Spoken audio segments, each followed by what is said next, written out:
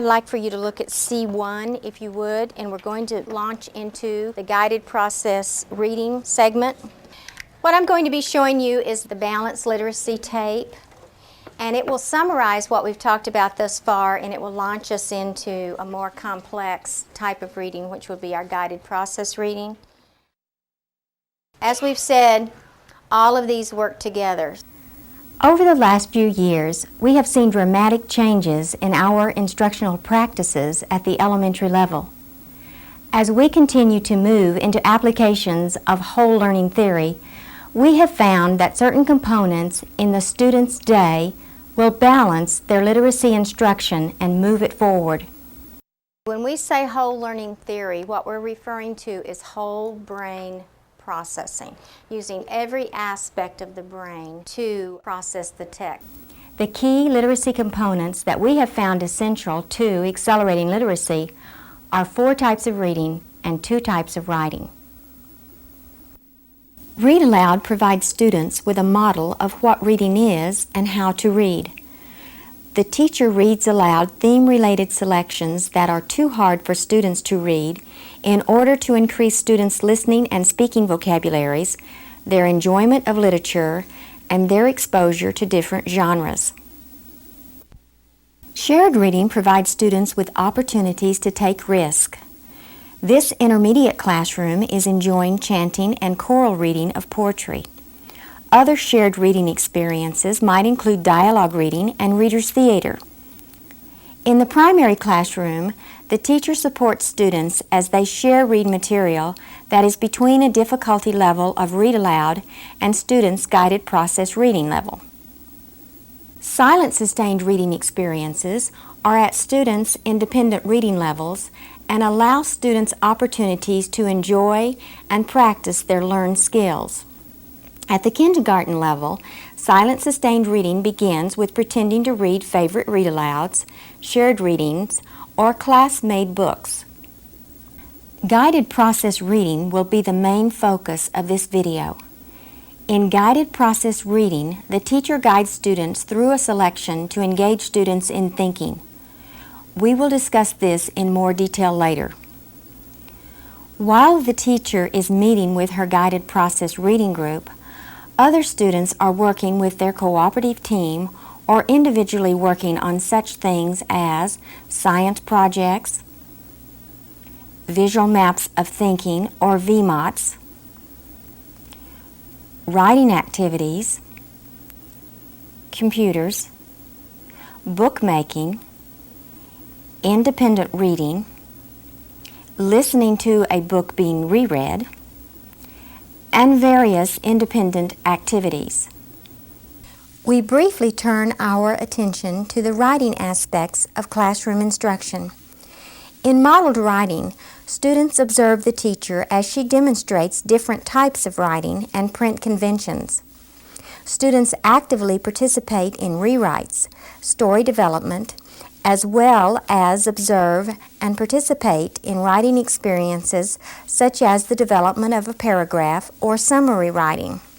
In guided process writing, students actively participate in the writing process of thinking, pre-writing, composing, revising, proofreading, and publishing as the teacher guides and observes students' responses in different types of writing.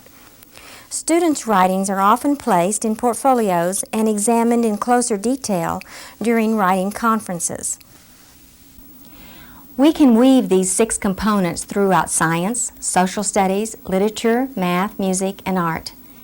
We often find natural, spontaneous learning opportunities to do additional modeled writing and student writing.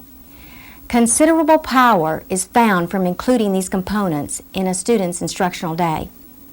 An instructionally balanced program appears to stimulate subconscious connections that complement and enhance literacy development. These synthesized connections allows the learner to consciously and subconsciously accelerate literacy development. In summary, a balanced literacy instructional program includes these components. The arrangement on the screen for reading is listed in order of difficulty. Read Aloud is too hard for students, while shared reading allows for partial participation. Guided process reading is on students' instructional level, and silent, sustained reading is at their independent level. This range from easy to hard creates instructional balance. Modeled writing is above students' guided process writing level and provides students with concepts about different types of writing that they will need as they develop as writers. Guided process writing is on a student's instructional level. Now let us turn to the focus of this video, guided process reading. First, let's get a definition of guided reading.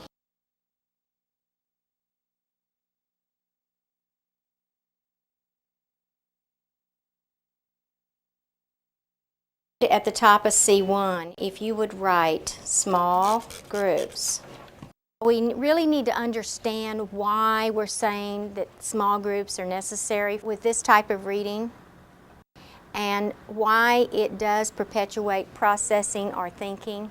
Usually our toughest sell is with the intermediate teachers because of the complexity and the difference in range in the classroom.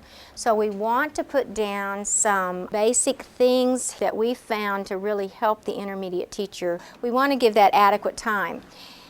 Let's define this first. There's a line here that says the teacher guides the student to read.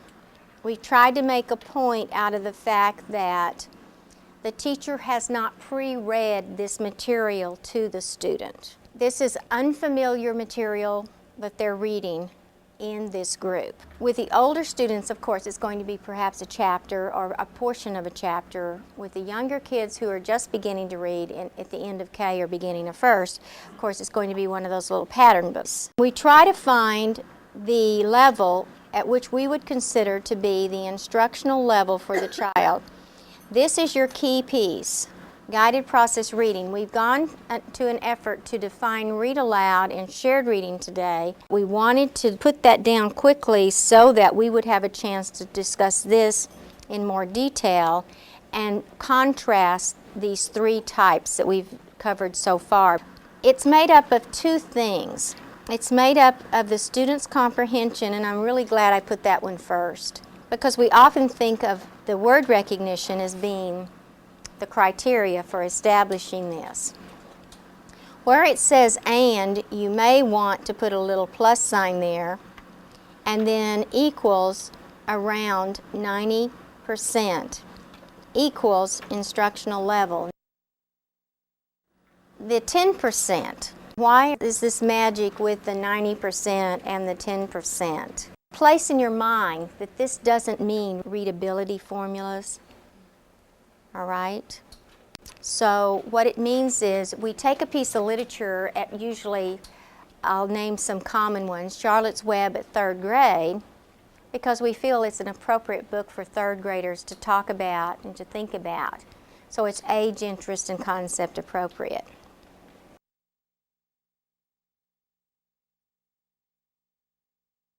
There are three discussion points to consider: the cueing system, reading stages, and group instruction. First, we need to review what is referred to as the cueing system. Effective readers use semantic cues or background knowledge, illustrations, and context to extract information about the subjects or interpret what is happening in the story. Students use their knowledge of spoken and written language, syntax, to predict language patterns, letter patterns, and the grammatical structure of text. Students use print awareness knowledge and knowledge of letter-sound relationships, or graphophonics, to read words accurately. An effective reader is one who uses all three cueing systems simultaneously to extract information and interpret text. The next page is going to show the three circles, and this was on the video. And the definitions that were given on the video are given at the top of C3. We're going to use an M for the semantics when we do some analysis, so I have those already circled for you, so you'll start identifying those. But this is the system that effective readers like yourself use in order to process the text. So effective readers use semantic strategies syntactic strategies and graphophonic strategies to process the text. And these strategies come from a knowledge base. They have a knowledge base that they've been building since birth, perhaps, about print and what it means and what you do with it. And then we're going to teach them the strategies that they use in order to process it. And the goal here is that they can construct meaning. And over in the middle of C3, you will see what we've talked about the main idea ties in. What the reader is trying to do when they read is to align their thinking with the author's intended meaning, and we can call that at the base the main idea. So this is right underneath those definitions. Let me give you a minute to find that. When we say that the child is going to process the text to construct meaning, I'm back to those circles right there, see that? What that means is that they must align their processing to the author's intended meaning. Now, whether you agree with the author is another thing. That's your opinion. But before you can know if you agree or disagree or whatever, you have to align your thinking when you're processing so that you get at least the main idea. And you can't go on and think more critically about the text unless you can at least do that minimum level of processing. Let's go back to these circles. Where do we get that instructional level, or where do we represent it in accelerating literacy? We're going to call this whole brain processing. It's balanced. The best effective readers are balanced, and when you get to a certain point, we hope it's by the end of first grade, this goes on cruise control, or it goes to a subconscious level and you're not even aware that you're using semantic, syntactic, or graphophonic strategies. It's happening so quickly that the mind is just going all around in between and among those different things so quickly and cross-checking that it's subconscious, it's on cruise control. But if you ever taught first grade before or kindergarten, you know that you have to, before it goes to subconscious level, it has to be made conscious. So that's what we do when we teach a child to read. We make them consciously aware of the strategies. Let's talk about that 90% and that 10%. This is your networking system, or what you have in order to process the text. This is what you know from your background, from your use of the language, and from your knowledge of the sound-symbol relationships. And this is what we call the 90%. Then the teacher tries to give the student 10% more in an instructional mode, and then practice that 10% because it attaches, because it has the base to attach this knowledge. Practice that 10% until it stabilizes, and then we can move the instructional level on. What if you try to give the student 30% more information or 50% more information? What happens is, as you guess, right, is that there's nothing to attach your instruction to. It's over their head. It never attaches. And so we have students in our classroom who this has been happening to for years and years and years, and they're not making any progress. The reason they're not making any progress is because your instruction is not able to attach to anything. It's way beyond anything that they can do. So they get very frustrated and they get very desperate instructionally.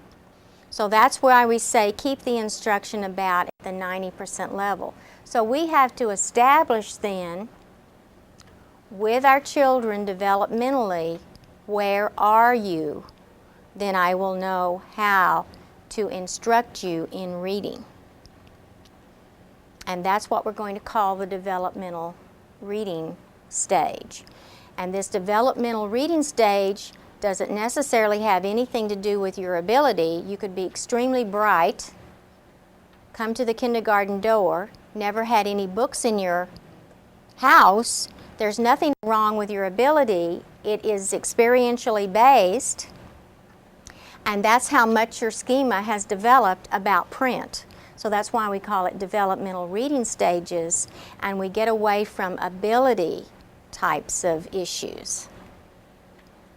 Our small groups do not represent then ability groups. Our small groups are going to be different than that.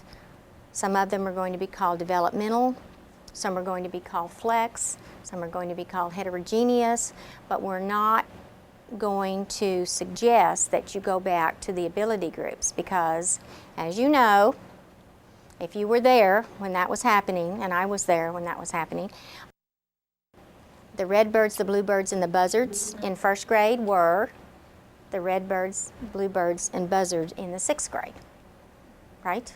We just passed on a third of the children, and we knew. So that didn't work. So we don't want to go back to that. It didn't work. We have something better here. So this is how we will launch into the next segment of the training. When you left for lunch, we were on C3, and we were considering the strategies.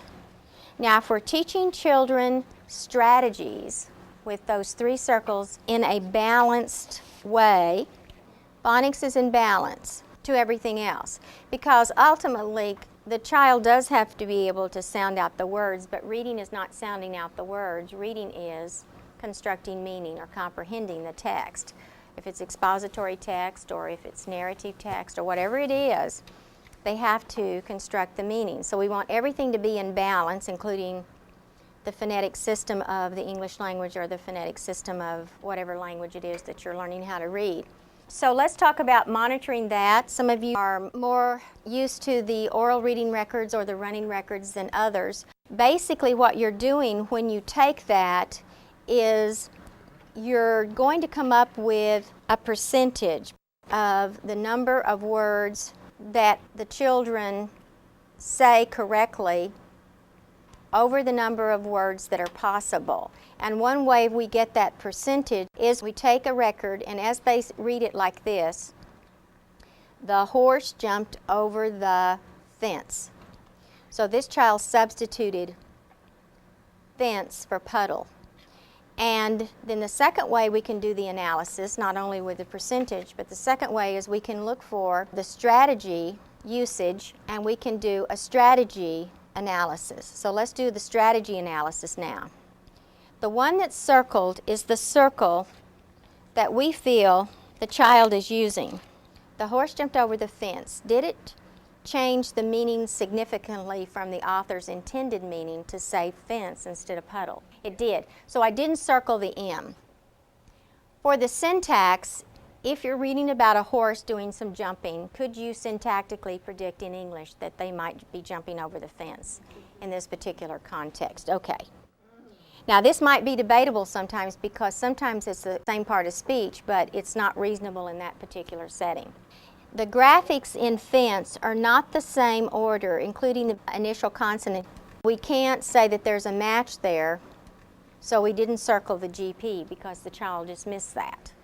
Now this helps us to see which of the strategy areas are in play in the child's thinking whenever they were processing the text. And that gives us a clue as to how we can help the child. If they're using just this one, for example, if we bring the child's thinking to include this one and this one, then they would be more balanced. So all cylinders are developing at the same time. So we ask them questions. And these questions appear on C8 and C9 if you teach children to read in Spanish. And you can just look at those. Those are the types of questions that will bring the child's consciousness to play. So when they're sitting around a table and they're processing a little book with you, and you're not telling them the words, you are actually prompting them to use these different strategy areas, then in order for the brain to be activated, you have to ask it a question. If you just tell it, then it doesn't mean that it's going to activate. Okay, in the next example, the horse jumped over the pond. The strategy analysis given on that is the child read, the horse jumped over the pond, that it didn't change the meaning significantly, so we circle the meaning, that was in play whenever the child was reading, and the syntax is appropriate syntax, but it doesn't match graphophonically in half of the letters. And the next example, the horse jumped over the pudding. Unless this is a magical horse here, it would definitely change the meaning unless it looked like a thing of pudding, and I don't have the picture clues to tell. So syntactically, sometimes it is a noun for a noun, but what I would do is I would only underline that in the fact that normally you would not think that a horse is going to be jumping over pudding, and then graphophonically half of the letters do align in the same order. So that's the way we do the strategy analysis. So let's give that a go. Let me put up a fifth grader that's trying to read, and let's do a quick strategy analysis. And of course, a 100-word passage would be something that you would need to have. And the way this would work would be, if you have children that are below grade level in your classroom, that every grading period you would have one of these strategy analysis and word accuracies inside your portfolio. All right? If the child is reading on grade level, and you can verify that through their work and their comprehension in their guided process reading group, then you may not need to have one of these in there, because you would be working with them on comprehension and not worried about their word accuracy if they're reading at 90% or more in their grade level text. So this is for everyone that is below grade level. Now, when you first start off doing this, sometimes the principal, the literacy council, or the district will decide that you need to do an oral reading record on every child just to get some baseline data. So sometimes that happens, but after it gets rolling along, do you see that you don't really have to take an oral reading record on every child every time? Okay, so let's analyze this. Pete cut it down. They loaned it on the roof of the car and drove home. This was substituted, loaned for loaded. Let's analyze that from the strategies. What is the child using? It does change the meaning, yes. And syntactically, you wouldn't expect that to be there, so the child is using graphophonics, so we know that's what's going on, okay? This one was skipped, but it didn't interfere with the flow of the language, and it's not significant, so I'm not going to analyze it. I'm just going to let that one go and only analyze the significant errors, since this is a fifth grade child. When they got home, Kathy's tree was too big to go through the door, and since it's a nonsense word, it can't be meaningful and it can't fit there syntactically. So those are not circled. Again, graphophonic, because sometimes GH can go with the F, okay? They had to cut a foot of and off. What do you think? What should we circle? Graphophonics again, okay? Okay, bottle and bottom. Graphophonics. So what do we know from this child? What would we say if the parent was sitting there beside us and we were saying, I listened to your child read, and when I listened to them read, you always tell the good part first. When I listened to them read, and they changed a word or altered the text, I noticed that their alteration very closely matched the text with the sound-symbol relationship. The letters and the sounds of those letters are approximately the same. So I know that your child is using that strategy area for processing the text. But what I'm going to do to make your child read more efficiently and effectively, I'm going to start asking them questions like this. What would make sense? Does that really fit there? And those types of questions will prompt them to pay more attention to the meaning of the text. And if your child is reading at home, and you hear them reading, or you ask them just to read something, or you see them doing their homework, and you just simply ask them, what is this about? Can you tell me? Ask them to summarize. Tell me what you're reading. What does it mean? Those types of questions, because I think in today's parent-teacher interaction sometimes, the parent needs to know that the child does have the graphic and phonic system down, so they can move on from that. They seem to think that that needs to come into play very strongly, and so this verifies. And of course, like I said, you would need 100 words in order for that to be adequate. And you'd need to do that on a regular basis. Minimum would be at the end of each grading period. I like to make the assessment come at the same time you're doing your other reporting, because that's when you're thinking about the child, and that's when you're doing your reporting anyway. This just gives you extra validity to your decision making. The next part that we move into would be the staging. And so we're going to ask you if you would take your portfolio. It's in your assessment section, the stages are there, but if you would write at this time, just bend this back and leave your book open there. I think it'd be real helpful. As the video goes through these different stages, we'll leave that back light on this time so that you can mark words that sort of prompt your understanding of this progression. Let me give you one right now so that we can tie that in and you can use your highlighter. And I'd like for you just to write all over this, because this is your training one. A lot of things in the handbook are concisely placed on here so that you're monitoring these things. It's doable. And this is your assessment monitoring. And then articulation to the next teacher. So each student has one of these. It's a portfolio for you to use in your discussion with parents about the child and their development.